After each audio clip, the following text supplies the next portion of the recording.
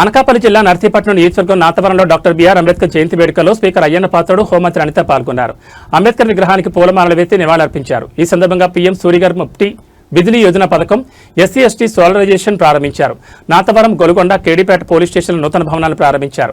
అనంతరం స్పీకర్ అయ్యన్న పాత్రుడు మాట్లాడుతూ home minister అంటే ఎలా ఉండాలో చూపించిన ఏకైక వ్యక్తి అనితను అభినందించారు. అసెంబ్లీలో కూడా అందరికీ అర్థమయ్యేలా మాట్లాడే మంత్రి అనిత అని కొనియాడారు. అనంతరం అనిత మాట్లాడుతూ స్పీకర్ అయ్యన్న పాత్రుడు తన గురువని, ఆయన నన్ను ఎంతో ప్రోత్సహించారని పేర్కొన్నారు. అయ్యన్న పాత్రుడితో కలిసి అంబేద్కర్ జయంతి వేడుకల్లో పాల్గొనడం చాలా సంతోషంగా ఉందన్నారు. అయ్యన్న నేతృత్వంలో అమరావతి రాజధాని బిల్లుకు చట్టబద్ధ కల్పించడం చాలా సంతోషమని తెలిపారు. అంబేద్కర్ సిద్ధాంతాలతో తెలుగుదేశం పార్టీ పనిచేస్తుందన్నారు. స్టాఫ్ కూడా అదే కావాలి.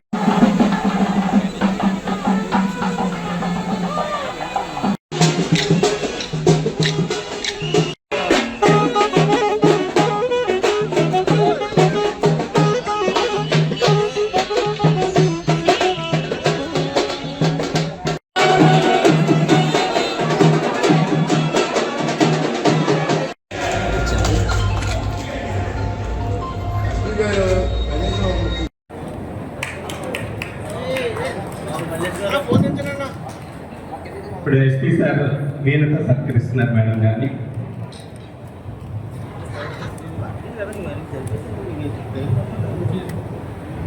మన ఐజీ సార్కి సత్కరించమని ఎస్పీ గారు 3 పోలీస్ స్టేషన్లు ఓపెన్ చేస్తున్నాం.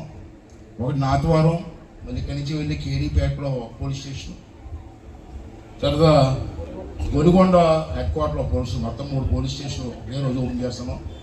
దాని మేడం గారు, ఎస్పీ గారు, పోలీసు అధికారులు అందరూ కూడా వచ్చారు.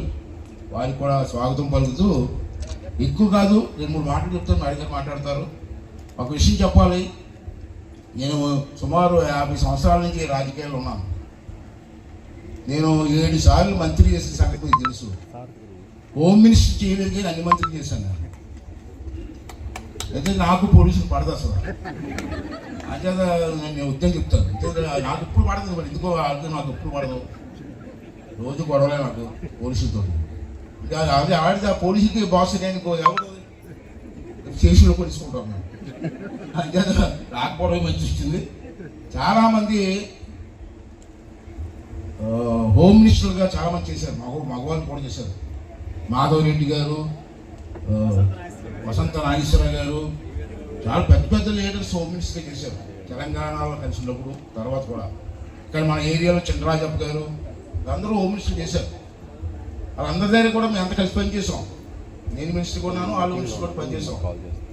అసలు హోమ్ మినిస్టర్ అంటే ఎలా ఉండాలో చూపించిన ఏకైక మహిళ అనిత గారే. గొప్పగా పొగడలేదు. ఆవిడ పొగడం కాదు, అది పని తీరు చెప్తాం. కొంచెం నిర్మోహమాటంగా మాట్లాడడం, ఏదైనా చెప్తే తొందరపడి పనిచేయడం కాదు.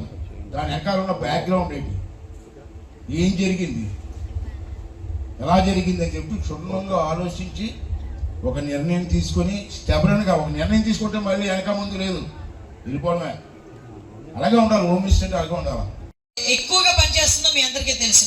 నేను హోమ్ మినిస్టర్ అయిన తర్వాత నారా లోకేష్ గారు ప్రత్యేకంగా గాంజా మీద దృష్టి పెట్టమని చెప్తే ఈగలని టాస్క్ ఫోర్స్ ఏర్పాటు చేసుకొని కల్టివేషన్ అయితే ఏజెన్సీ ఏరియాలో ఆపగలిగాం. కానీ ఇందాక మన గౌరవ స్పీకర్ గారు చెప్పినట్టుగా ట్రాన్స్పోర్ట్ అనేది మనకి ఇటువైపు ఉన్న ఒరిస్సా బోర్డర్ దగ్గర నుంచి కానీ, అదేవిధంగా ఇటువైపు నుంచి చెన్నై బోర్డర్, అటువైపు ఛత్తీస్గఢ్ బోర్డర్, ఇటువైపు నుంచి కొంత మేరకు గాంజా మనకి ట్రాన్స్పోర్ట్ అవ్వడం, ఆ ట్రాన్స్పోర్ట్ కూడా మాక్సిమం మన వాళ్ళందరూ కూడా పట్టుకుంటున్నారు.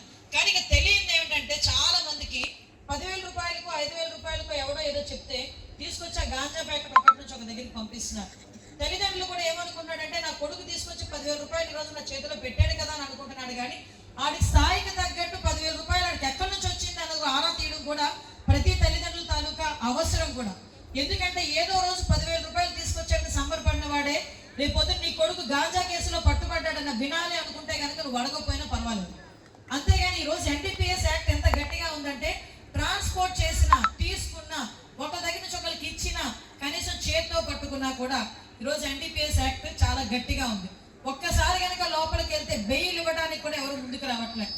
సంవత్సరాల తరబడి బెయిల్ రాక ఇప్పటికీ కూడా సెంట్రల్ జైల్లో మగ్గిపోతున్న చాలా మంది యువతను నేను చూశాను. వాళ్ళు కేవలం ఆశకి పోయి, అత్యాశకి పోయి ఈరోజు చాలా మంది గంజా కేసులో ఎదుర్కొంటున్నారు. మీకు ఇంకో విషయం చెప్పాలి, రౌడీయిజం గురించి సార్ చెప్పారు. ఒక్కసారి మనందరం కూడా చరిత్ర చూసుకోవాలి. గౌరవ ముఖ్యమంత్రి చంద్రబాబు నాయుడు గారు ఈరోజు ముఖ్యమంత్రిగా ఉన్నారు. అటువంటి చంద్రబాబు నాయుడు గారు ఇంతకు ముందు ముఖ్యమంత్రిగా ఉండేటప్పుడే సార్కి తెలుసు ఫ్యాక్షన్ ఏ రకంగా అరికట్టారు. ఫ్యాక్షన్ రాజకీయాల్లో తెలుగుదేశం పార్టీ వాళ్ళు కూడా ఇన్వాల్వ్ అయ్యి ఉన్నారన్నా కూడా ఆ రోజు చాలా సందర్భాల్లో చెప్తుంటారు. భూమా నాగిరెడ్డి గారు లాంటి వాళ్ళని కూడా జైల్లో పెట్టే సందర్భం. అంటే తన మన భేదం లేకుండా ఫ్యాక్షన్ అంచుకొట్టాలి అనుకున్నారు. ఆ రోజు అలాగా ఆ రోజు కంట్రోల్ చేశారు. మీ అందరికీ తెలుసు కమ్యూనల్ వైలెన్స్ హైదరాబాద్ లో మాక్సిమం ముస్లిం హిందూ మధ్యలో గొడవలు జరిగినవి కూడా ఎలా అరికట్టారో తెలుసు. ఈ రోజు పెద్ద మనం ఎందరికీ చెప్తున్నది రౌడీ మూకల్ని అరికట్టడం. ఆ విషయంలోని కూడా గౌరవ స్పీకర్ గారు మాకు ఫ్రీ హ్యాండ్ ఇచ్చినట్టే. ఎక్కడైనా ఏ నియోజకవర్గంలో నేను ఎవరైనా పట్టుకుంటే మా పోలీసులకు పెద్ద టాస్క్. ఏ ఎమ్మెల్యే ఫోన్ చేస్తారో తెలియదు, ఏ ఎంపీ ఫోన్ చేస్తారో తెలియదు, ఏ మినిస్టర్ ఫోన్ చేస్తారో తెలియదు, వాళ్ళు వదిలేమని చెప్పడానికి. కానీ అక్కడ తప్పు జరిగినా కూడా వాళ్ళు ఫోన్ చేసి వదలమన్నా కూడా వదలట్లేదు, అది వేరే విషయం అనుకోండి. కానీ ఇక్కడ ఈ నాయకుడు తప్పు చేస్తే నా పార్టీ వాడిని లోపలికి తీసుకెళ్ళి కాదరగొట్టాడని నేను చెప్పాను చూడండి. దానికి మనందరం హ్యాపీ ఫీల్ అవ్వాలి. దానికి మనందరం కూడా చెప్పడంతో అతను అభినందించాలి. ఎందుకంటే మేము పడుతున్నాం ఆ బాధ. ఈ రోజు ఎక్కడైనా రౌడీ షీటర్ ఎవరైనా కనిపిస్తే రౌడీ షీటర్ మీద కనుక 3 కేసులు రిజిస్టర్ వస్తే పీడీ యాక్ట్ పెడతారు. పీడీ యాక్ట్ పెట్టారంటే సంవత్సరం పాటు బయటికి రారు. వీళ్ళకి తెలియట్లే రౌడీలను ఎలా అరికట్టాలో కూడా ఈ రోజు ఒక పక్కా ప్రణాళికతోనే మేము ముందుకు వచ్చాం. NDPS యాక్ట్ లో కనుక ఒక్కసారి దొరికితే వెంటనే రౌడీ షీట్ ఓపెన్ చేస్తున్నాం. పోక్సో కేసులు ఎవరైనా పోక్సో కేసులు చంటి బిడ్డల మీద అఘాయిత్యాలు చేసే వాళ్ళు ఎవరైనా ఉన్నా కూడా ఇమీడియట్ గా రౌడీ షీట్ ఓపెన్ చేస్తున్నాం.